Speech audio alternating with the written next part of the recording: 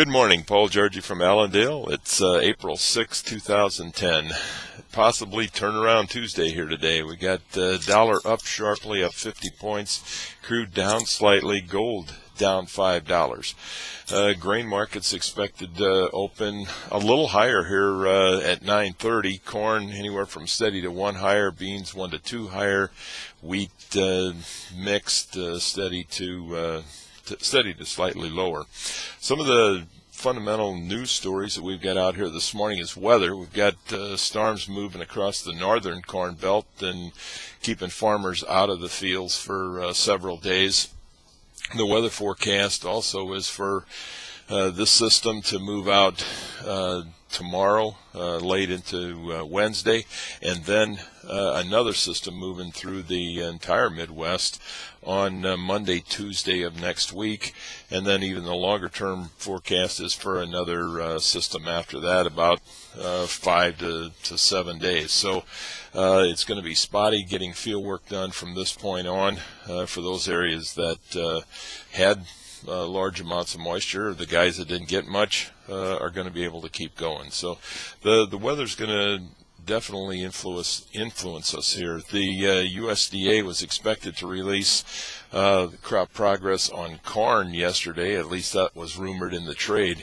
They did not, which means that we didn't have enough corn planted to justify that first release of planting progress for corn. However, we did get release on wheat and soy, or the wheat conditions improved and was well above the 5-year average at 65% good to excellent.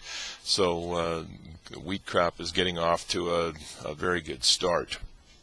We also have a USDA report coming out on Friday. It's the supply-demand report that traders are wondering now, and is because of the quarterly stocks report that we've seen here at the end of March. Are the ending stocks going to be how large? The number would suggest that coming out on March 30th that we would see a big increase in ending stocks for corn. Our numbers don't suggest that. We could see maybe a 50 to 100 million bushel increase in the ending stocks from the previous report. However, when you look out into 2010-11 crop, supplies still appear to be very tight, and we'd suggest you give us a call. We'd be happy to send you a copy of our supply demand that Rich Nelson has just put together. So we'd be happy to share that with you. Also, what we've got going this morning, we've got the specs on the sidelines. It seems like they've not been involved in the grain markets here recently.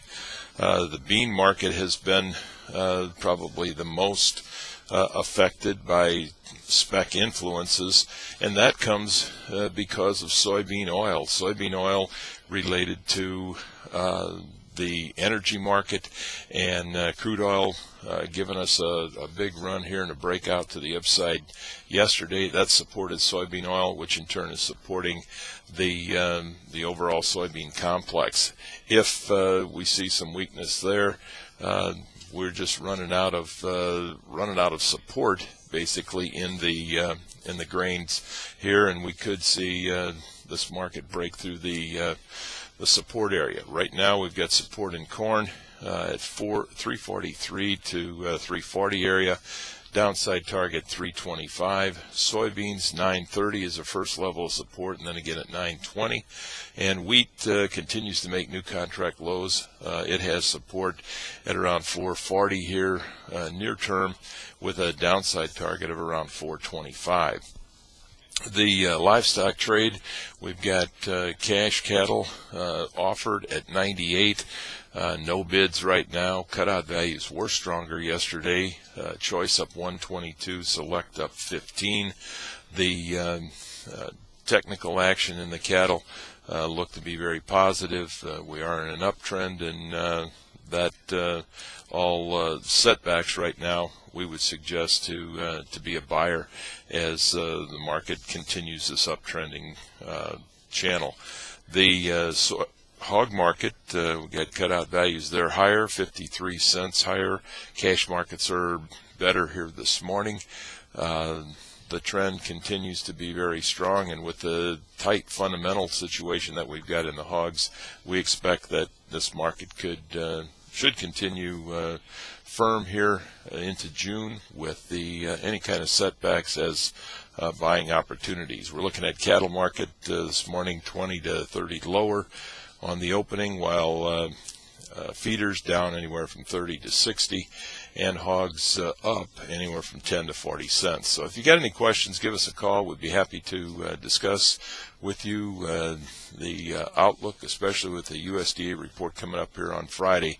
You can call us at 800-262-7538.